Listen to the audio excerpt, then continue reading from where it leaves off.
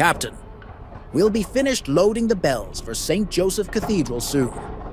After Brother Patrick and I check things over one last time, we'll be good to go. That's great news, Brother Ethan. You're ahead of schedule. Brother Matthias may have a thing with patterns, but I have a good head for spatial geometry. Our cargo bay is filled to the brim with the bells and their packaging, but they all fit. The loading team was sure we'd need to take a second run. Good job. While Mars isn't far away, I do appreciate efficiency. Now Brother Matthias just has to fly us. With all this weight, the Blessings will fly like a brick. He does like a challenge. Jeremiah, I'm glad I caught you. Archbishop Morgan, what brings you out here? I need a favor if you don't mind. Of course, what do you need? I'm sorry to ask, but I need you to clean out your mother's secondary laboratory while you're on Mars. Her lab? That's still there? We cleaned out her Earthside lab years ago. I didn't know this one still existed. I've never actually seen it. I was shocked as well. I don't know what strings your father pulled to maintain it there for these, 2 decades? I guess it will be 20 years this year. It isn't a big lab, quite small actually, which might have helped in keeping it from being reassigned. Regardless, the Daystrom Institute of Technology needs that space now. Once you've delivered your cargo for St. Joseph's, please pack up her lab and bring it back here. I'll find some place to store it until you can decide what to do with it all. I'll help, of course, if you want. Of course, I'll want your support. Thank you for letting me do this too. It'll be like getting to know a new part of her in some ways. I'm here if you need me in any way. You always are. VSF Blessings, a Star Trek fan production.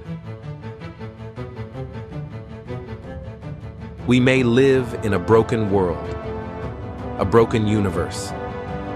There is good and evil, right and wrong, light and dark. But we can be the good.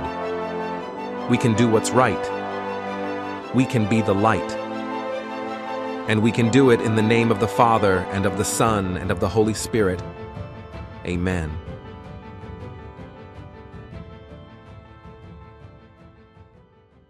Sorry that landing earlier was a little hard. You really rung our bells there, Brother Matthias. Har. I knew the Blessings would fly like a brick. She landed like one too. Starships aren't typically aerodynamic.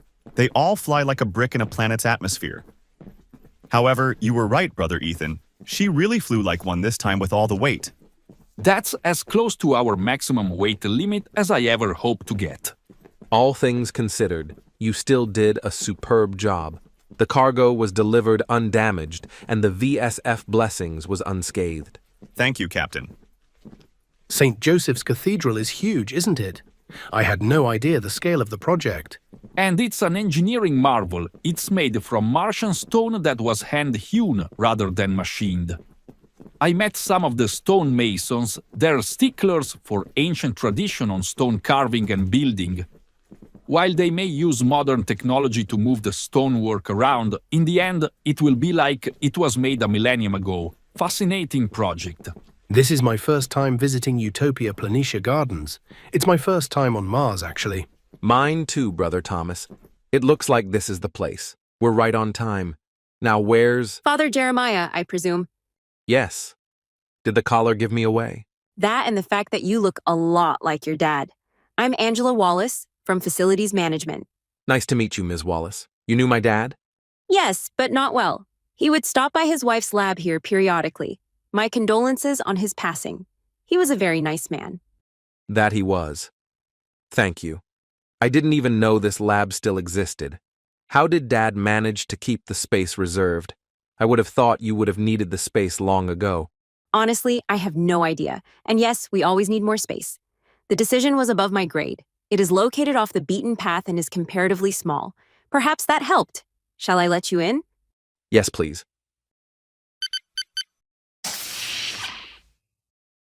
Let me know if you need anything. We will. Thank you, Ms. Wallace.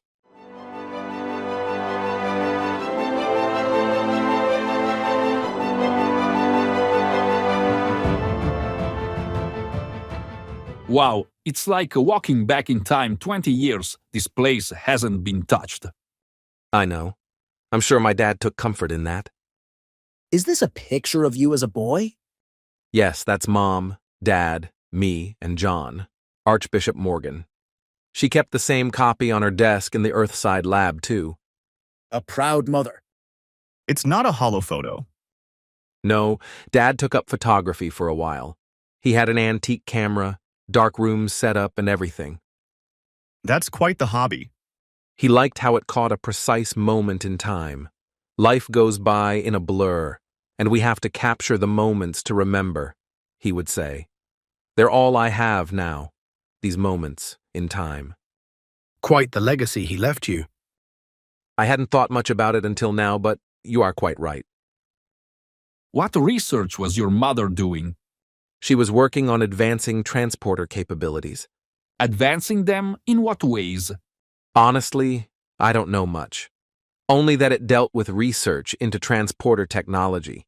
I was a teenager at the time and had other things on my mind. I just knew she had this second laboratory here for some reason. If you don't mind me asking, what happened to your mother? No one knows for sure. She was working in her lab back on Earth one night. She had some last-minute preparations she wanted to complete before running a round of tests the next day. There was a lab on the other side of campus that had an accident, an explosion. It was nowhere close to her lab, but it caused a power surge. The theory is the transporter she was working on malfunctioned as a result of the surge, locked onto my mother, and beamed her energy out into space. There was a full investigation. They found residual traces of recent transporter activity in her lab. They traced the destination to empty space. No body was ever found. Eventually, she was legally determined to be dead. I had no idea. I'm so sorry, Captain. I wouldn't be able to step foot on a transporter again. Interestingly, that thought never crossed my mind. It wasn't the technology. It was a once-in-a-lifetime malfunction. But even so, I'm sorry, Captain. That was 20 years ago. My father and I dealt with it and slowly moved on in our own way. It wasn't easy, but I like to think she'd be proud of us for that. I have no doubt. Now let's get to packing up. There's some heavy equipment in here we'll have to arrange to be moved. I'm checking it out now, Captain. Thank you, Brother Patrick. Oh, the furniture stays here. It belongs to the Institute. I'll start emptying any drawers. It doesn't look like there's much here. I didn't expect there to be. She didn't work out of this lab as often as the other. Captain, this unit is still connected to power. What is it? It's a transporter pod, not for beaming out, but for receiving, one way only. Interesting. Can you disconnect it from the power conduit? Yes, I think I can. Would you like for me to power it up first to see if there are any logs or data you'd like to recover? Why not? Let's continue this journey of discovery one more step. Okay, now let me see here. This should do it.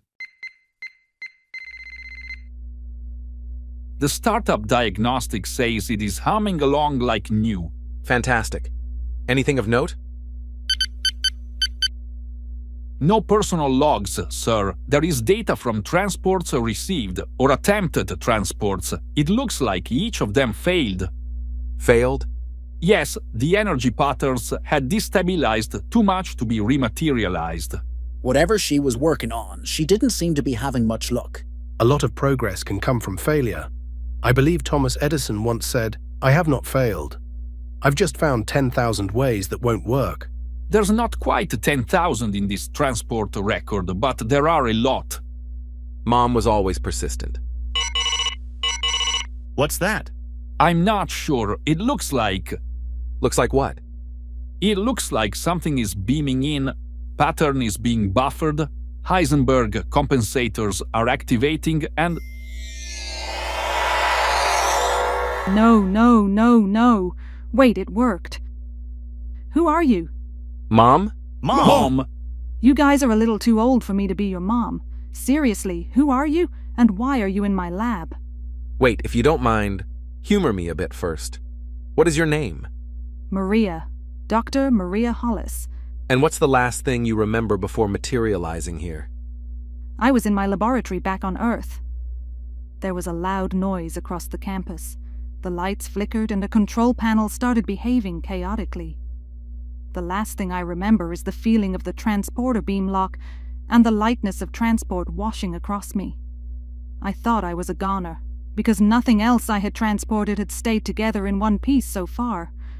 Then I was standing here looking at you guys. Now your turn. This is Brother Matthias, Brother Patrick, Brother Thomas, and Brother Ethan. And you are? I am Captain, Captain who? Captain Jeremiah Hollis. Wait, that's my son's name. And you look like my husband, James. Are you related? Some cousin I've yet to meet? No, I am your son.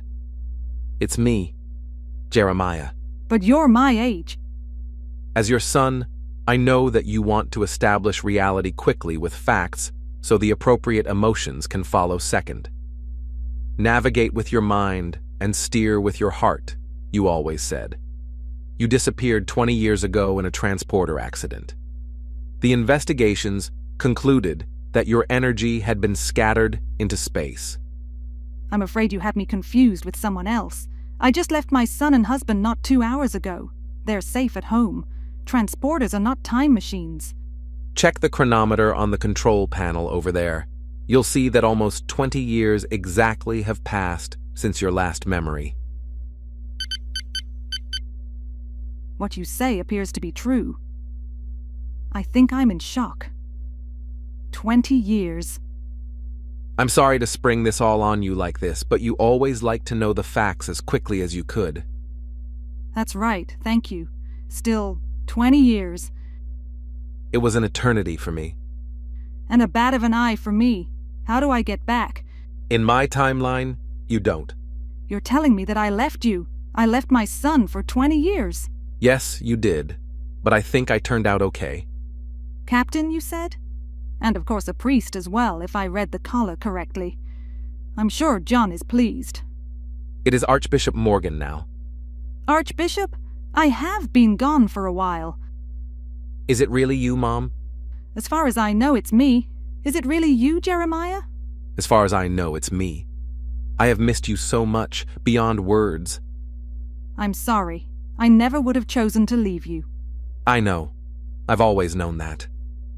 I'm still not convinced this isn't a dream, you know. Me too. I don't want to wake up yet. You look so much like your father. That's what everyone tells me. I need to call him. If all of this is true, James needs to know I'm alive. I was dreading getting to this part. I have something to tell you about Dad.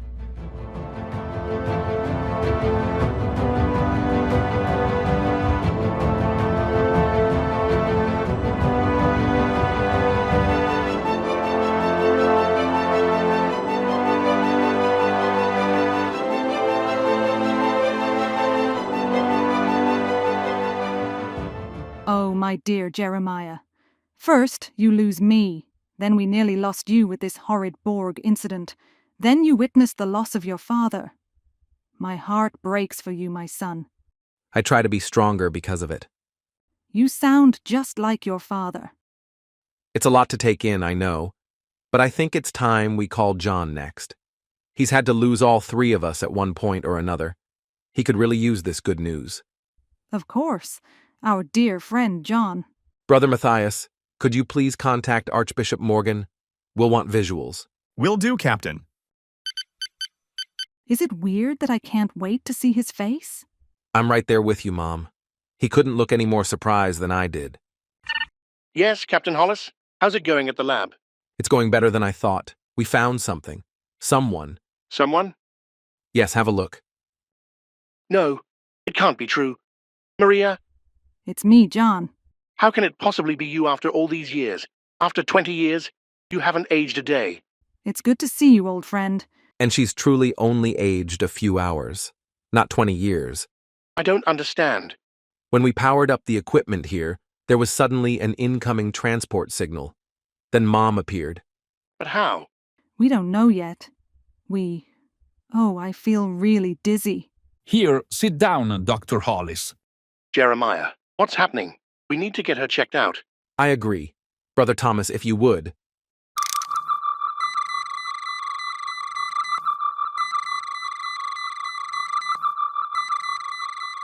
That was a rough transport. Her body is still reacting from the effects of whatever she went through.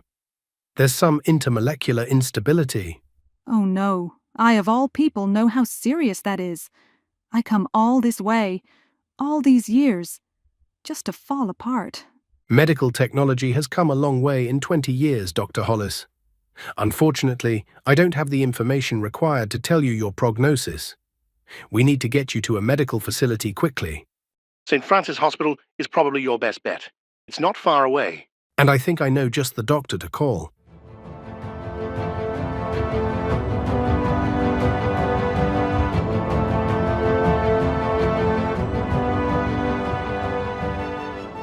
Doctor, what's the diagnosis? Give it to me straight. You've been through a lot, Mrs. Hollis. Your body has to adjust both physically and temporally.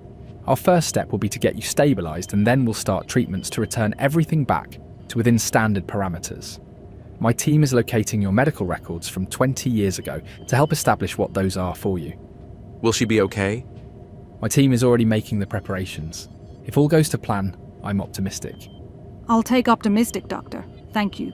You're welcome, Mrs. Hollis. It's good to see you, Thomas. Same here. You two know each other? He didn't tell you? We're brothers. Biological brothers. No, he hadn't had time yet.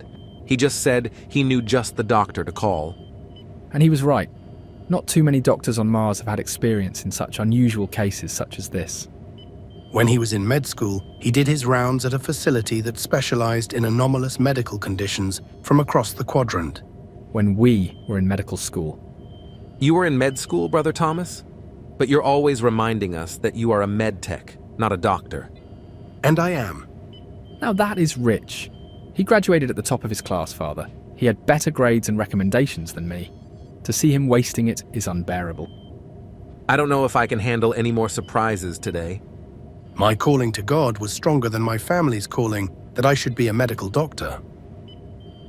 It's time we start stabilizing Mrs. Hollis. My team's here. We can continue this discussion later, brother. You are the best in what you do, Leonard. I pray for God to give you the wisdom and guidance you need to help her.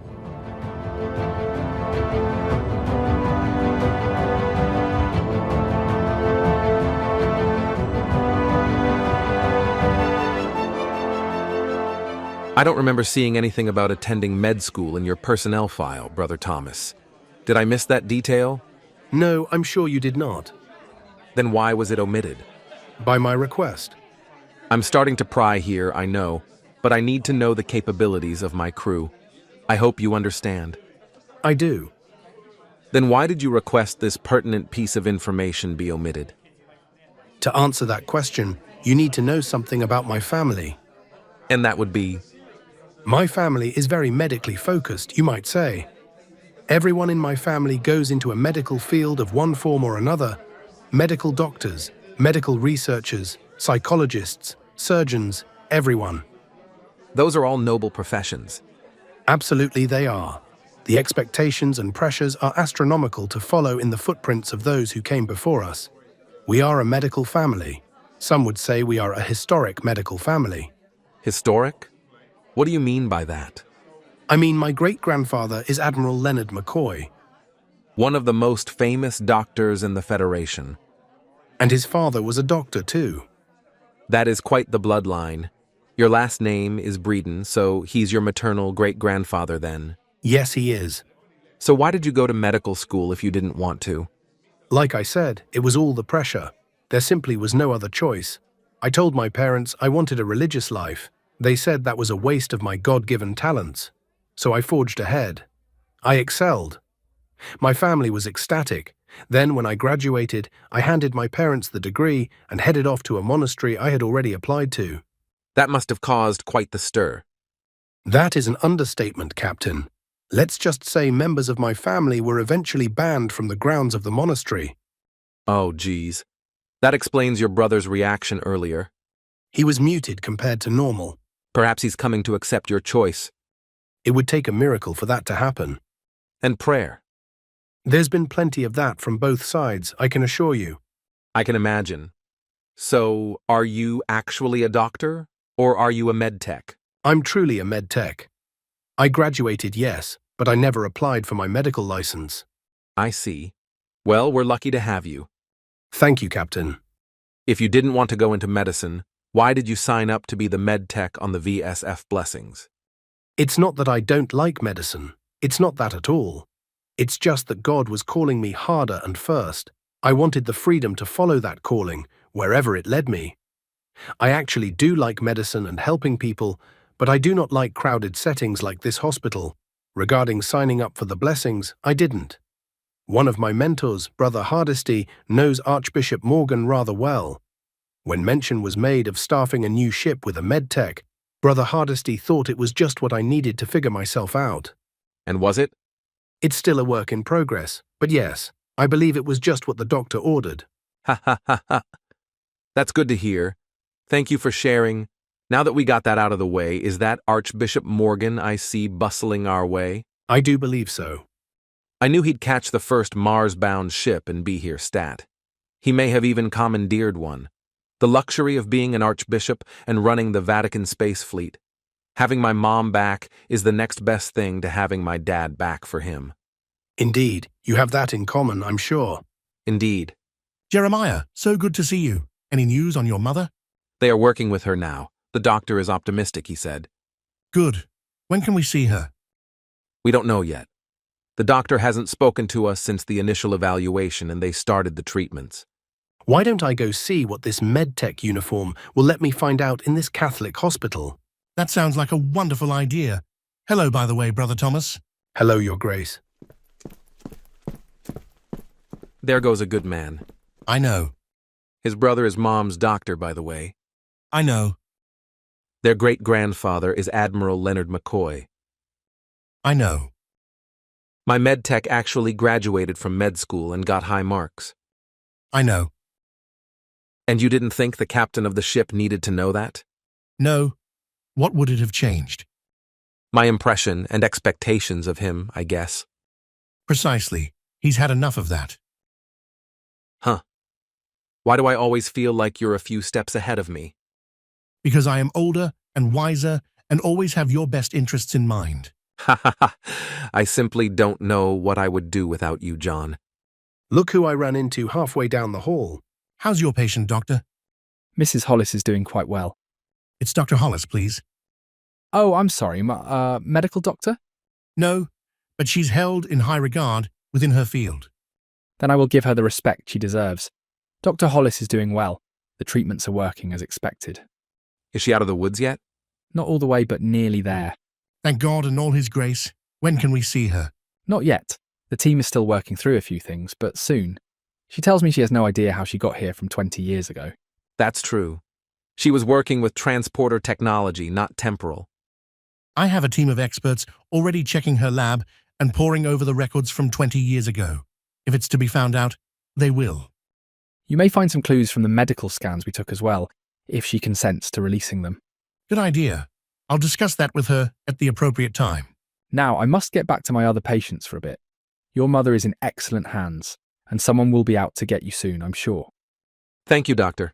You have my gratitude and prayers. I appreciate both.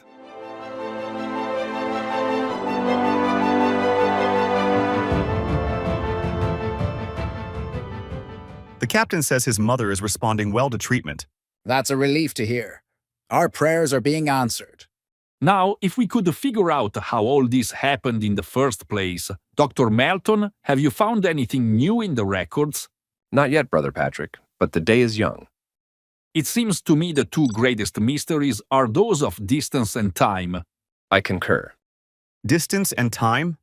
Yes, distance because a typical transporter has a range of around 40,000 kilometers, but Mars is 225 million kilometers from her lab on Earth. That's over, what, a 5,000 times difference. Wow! I know of no current technology within the Federation that can bridge that astronomical gap. And time because, as we know, she appears to have traveled 20 years into the future. What was Dr. Hollis working on? My colleague here can answer that. He was part of the original investigation. Brother Philip, can you bring these gentlemen up to speed, please, on what we know about the Hollis incident? Archbishop Morgan asks that they have full access to the investigation. Oh, I'm sorry. I was a bit distracted by what Brother Patrick said. Sure, bring them up to speed. Thank you. Dr. Hollis was working on ultra-long-range transporter technology. Ultra-long-range on an interplanetary scale. Interplanetary transporters. That could revolutionize how goods and materials are shipped within a solar system. Less time loading, unloading, and nearly zero transit time. Precisely, Brother Ethan. Those distances are far beyond our current capabilities.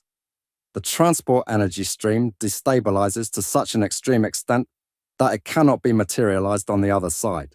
That explains all the failures we saw in the transporter's logs. Yes, it does. You see, Dr. Hollis took an unorthodox approach to her studies. She started at the end and was working backwards. She started with the failures, creating hundreds of them, and looked for the commonalities and patterns. Because if they existed, they could be incorporated into the Heisenberg compensators to extend the range, for example. Yes, that was the plan, and it was a good one. It doesn't answer the questions, however, of how did Dr. Hollis survive such a journey, and why it took 20 years. Her research was nowhere near achieving any semblance of success yet. Plus, transporters aren't known for their time-traveling abilities. Like Brother Patrick said, it's a question of distance and time. Reviewing the last record in the log when Dr. Hollis materialized, there are some peculiarities that will require further study. What are these peculiarities? I cannot be certain yet, but they look like temporal signatures. I can't say I'm shocked by that. Neither am I, Brother Philip.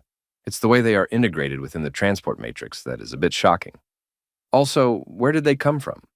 Interesting, Dr. Melton.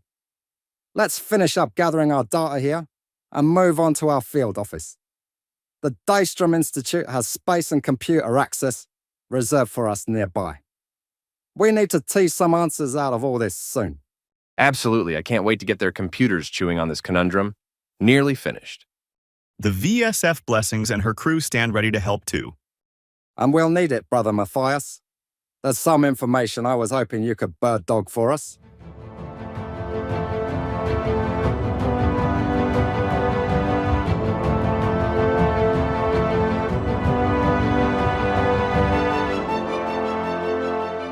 Mom, how are you feeling? I'm tired and a little nauseous. The doctor said it's normal and will pass soon enough. That's good. I still can't believe you're here lying in a biobed right in front of me. And I can't believe I'm looking at a son who's my age now. Yeah, that is a little weird, isn't it? More than a little. I'll get used to it, though. When you're a teenager, you're forming your habits and mannerisms you'll carry into adulthood. I recognize the teenage Jeremiah that I left earlier today in you. That familiarity is comforting. I'm glad, Mom.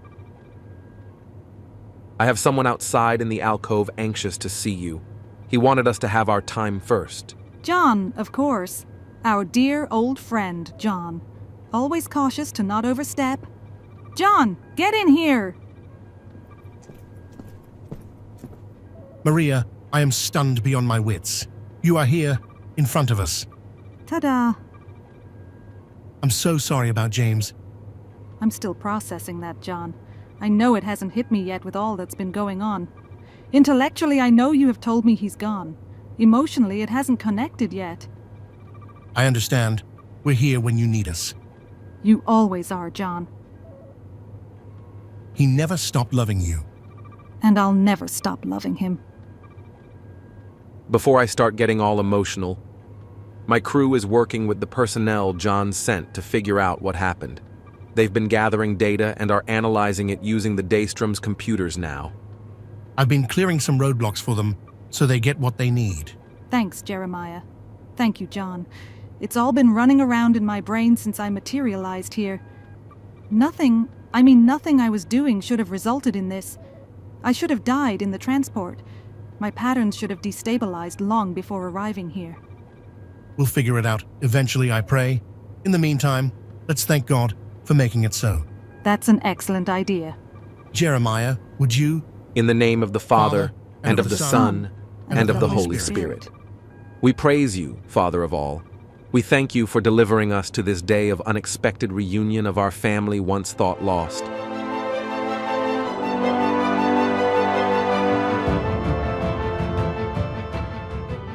Let's run a regression analysis on the materialization data to see if there is a causal relationship with a temporal component. Yes, sir. Right away. Oh good, you guys are back, Brother Matthias. What did you find out? We found out plenty. We just received multiple packets of data from them. I'll forward them to you here. Did they resist much? They abruptly ended communications with us twice. Archbishop Morgan soon cleared away all obstacles, though.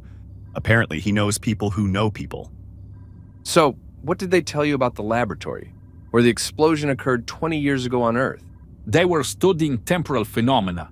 Security measures got triggered, which started automatic protocols to purge all the data and destroy any time studies equipment. When one of the scientists tried to shut down the emergency measures to save their work, he caused a power surge that fed back through the power grid and caused the explosion. Dr. Hollis's laboratory was one of several impacted. It caused quite the mess in the temporal lab. Except for the triggered security measure, we already knew most of that. Yes, but the part that took Archbishop Morgan's influence is what we found out next. The mess in the temporal lab, as Brother Ethan put it, involved a mess with time, too. There were temporal bubbles. Bubbles? More precisely, they were gravity-bound, two-dimensional temporal bubbles. Huh. And did they extend as far as Dr. Hollis's laboratory? No, that's what's not connecting yet. I was thinking on the way over that perhaps the story we know up to now is precisely what happened. The power surge caused the explosion. Dr. Hollis's transporter malfunctioned. Because of it, locked onto her and beamed her away. It wasn't necessarily where it beamed her though, but what it beamed her through. Beamed her through. Of course. Of course what? Follow me. Dr. Melton, bring up the 3D projection of the laboratory complex. Yes, I think I see where you're going with this. This here's the temporal lab, and this is Dr. Hollis's lab over here to the left. Now, can you overlay the location data of the temporal bubbles in the second data packet I sent, please? Yes, I believe I can do that. Give me a moment.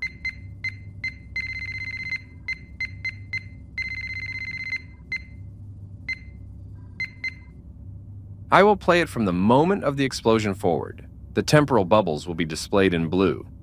I've sped it up for our first viewing since the data covers a 20-minute span. Very nicely done, Dr. Melton. There are so many of them. When precisely did Dr. Hollis beam out? Do we have that data? Yes, we do. I'll indicate in yellow when her transport sequence happens on the playback. Let's watch it again. So the temporal bubbles definitely coincide with her transport, but they were way across campus. And that's okay, because I believe she went to them. Dr. Melton, can you show us the trajectory of her transporter beam as it left her lab as well? Let me find that. I think I can... Watch for a green beam emitting from her lab. I'll start playback now. By George, that's it. What's it? The transport beam travels right through one of the temporal bubbles. That has to explain Dr. Hollis traveling 20 years into the future. It is certainly the only temporal variable we've seen so far. Perhaps the last piece of the puzzle that we found out is the Daystrom Institute has been tracking the appearance of the other side of these bubbles for years. One of them reappeared this morning at the same time Dr. Hollis appeared. And I'd bet dollars to donuts it was the same temporal bubble as the one shown here that her transport beam crossed, just 20 years later. And according to the data, the coordinates line up. I believe you are correct. Wow. And 20 years ago, the trajectory was pointed to empty space. What about the transport beam trajectory this morning as it emerged from the other side of this bubble? Pointed right at Mars. Sakes alive, I think we've got it. But they said these are gravity-bound phenomena. They would not have been anywhere near close enough to Mars for a successful transport. The temporal bubble was still here on Earth. You are correct, Brother Ethan. There must be something else at play. Would you please increase magnification on the moment when the beam intersects with the bubble, Dr. Melton? Thank you. Do you see how it doesn't cross through the middle of the temporal bubble, but through the edge instead? The edge looks murky, almost foamy. Temporal foam? Heaven knows what impact that could have on a transport beam. Perhaps it could explain the temporal traces you saw integrated with the beam, Dr. Melton. This chronophysics is starting to get beyond my level of expertise. We've come a long way with the information gathered so far, though. We sure have, with real progress to report back to the captain and Archbishop Morgan. My team will dig into this new temporal information we just discovered. We'll let you know if we find out anything more. Thank you.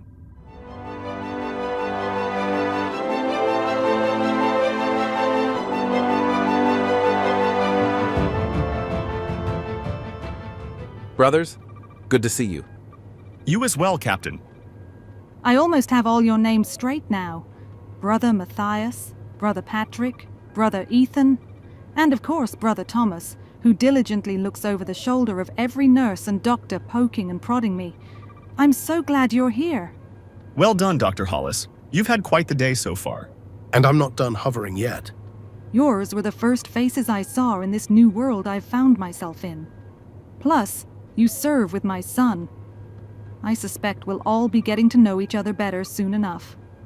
What have you found out so far about Mom's transporter incident? I'm happy to report we've found out quite a lot, Captain. Where to start? Start with the explosion. Yes, the explosion in the lab across campus was triggered by a security breach, which executed automatic protocols to delete data and destroy equipment. One of the scientists tried to stop it, but it caused a power surge in the grid, which, as we know, impacted your mother's lab. The transporter started malfunctioning. The control panel went all chaotic. It wouldn't take any of the commands I entered. Then it locked onto me. I couldn't stop it. All I remember saying was, "No, no, no." We heard the tail end of that when you materialized. The next piece of the puzzle we found out was the explosion in the temporal lab caused time bubbles to appear above the facility. Gravity-bound two-dimensional time bubbles. The time bubbles were restricted to above the lab and did not come anywhere near your mother's facility. I see.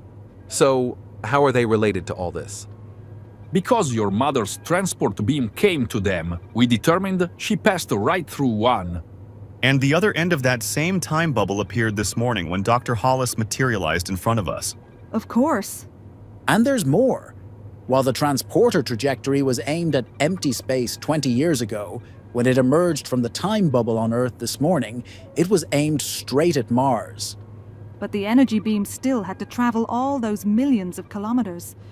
How in the world did it not destabilize like everything else? Brother Ethan asked the same question, and we do not know. One last piece of information is the transport beam did not pass directly through the middle of the time bubble, but through the edge, where the phenomenon looked almost foamy. Brother Ethan called it temporal foam. Very interesting. Could the temporal anomaly have stabilized the beam in some way? Did it act like a time lens of some sort, slowing down the degradation until I reached Mars? Did this temporal foam stick to my energy beam, somehow preserving it? Dr. Melton did mention seeing some temporal signatures in the transporter record. Just when my mind was starting to wander to how a scientist from 20 years ago would still be relevant, you bring me this. That's assuming these things haven't already been researched and discovered. Oh, I assure you, Dr. Hollis, you're exploring unknown territory here. Your relevance is still solidly intact. Thinking this through a bit, you're telling me that 20 years ago, my mother's transporter peered through an anomaly in time and found the transport receiver's beacon, the beacon that we had just switched on, and beamed my mother to it. Yes, that's what we're telling you. My father apparently visited the lab regularly. I can only imagine that he turned that unit on multiple times and nothing happened. But the day we arrive and do the same thing, We find my mother not a day older than when I had last seen her. Yes, Captain. If there is one thing I know about temporal mechanics, son, you could drive yourself mad thinking about the what-ifs. It is what it is. What happened, happened. No one could have known. No one is to blame. We are together now, and that's what counts. And that's what counts. You're right, of course, Mom. It just hit me a little hard that I played an unknowing hand in taking you away from us, from Dad, all those years ago. God works in mysterious ways, son. He must have a reason beyond our current understanding. God works in mysterious ways, that's for sure. Hello, everyone. Are we having a party?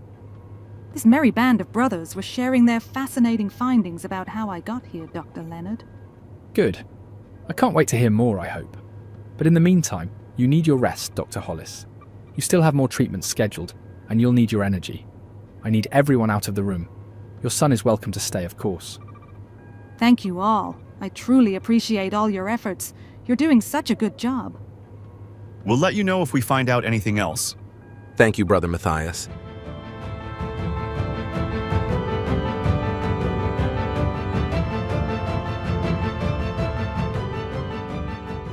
Leonard, do you have a moment to talk?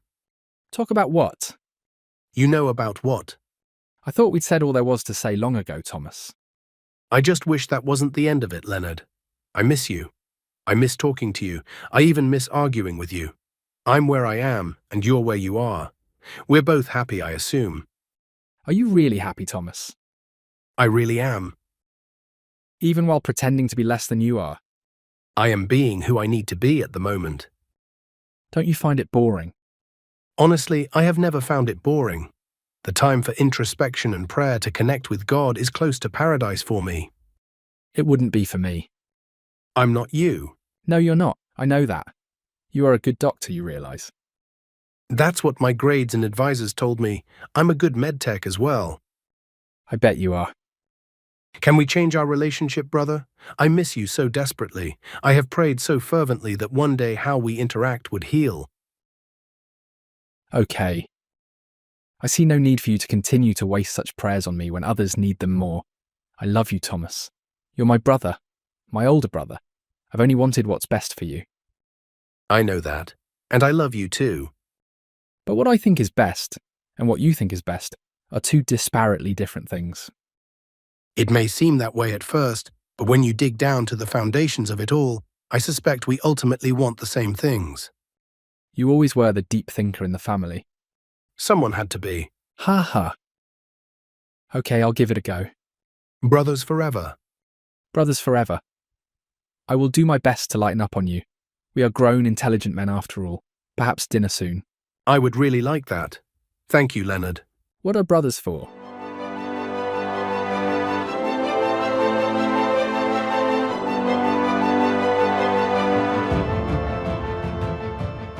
Jeremiah, you have quite the ship in the VSF Blessings.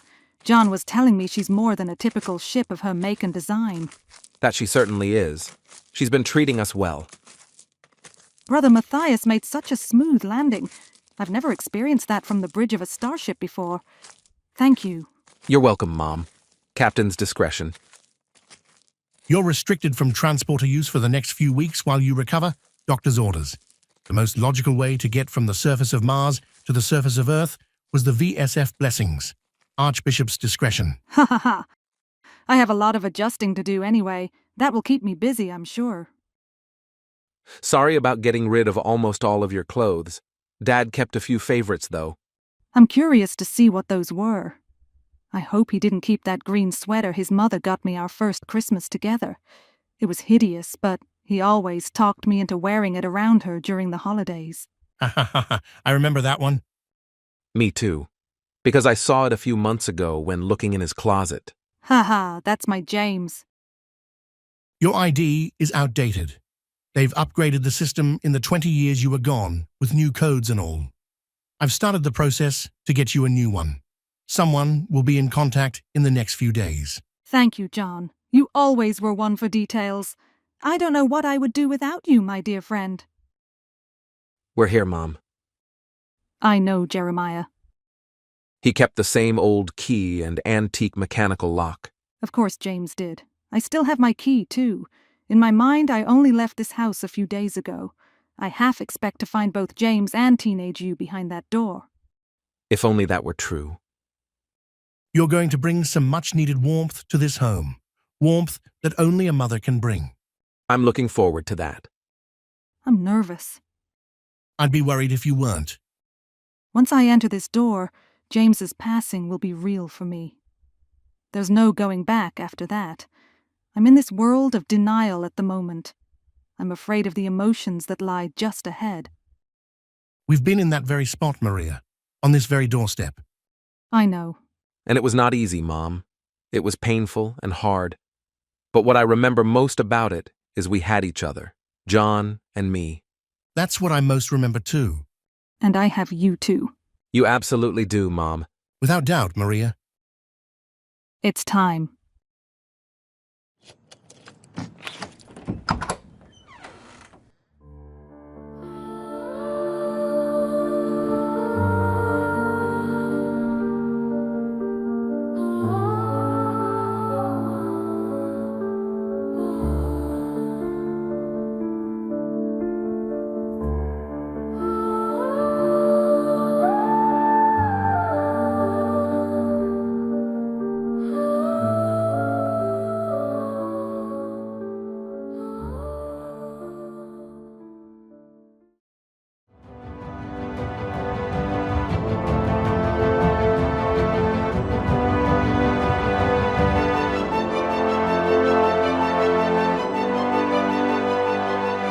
You have been listening to VSF Blessings, a Star Trek fan production. Episode 9, Timing. Created, written, produced, directed, and audio engineered by James McDonald. Story consultation provided by Noah McDonald.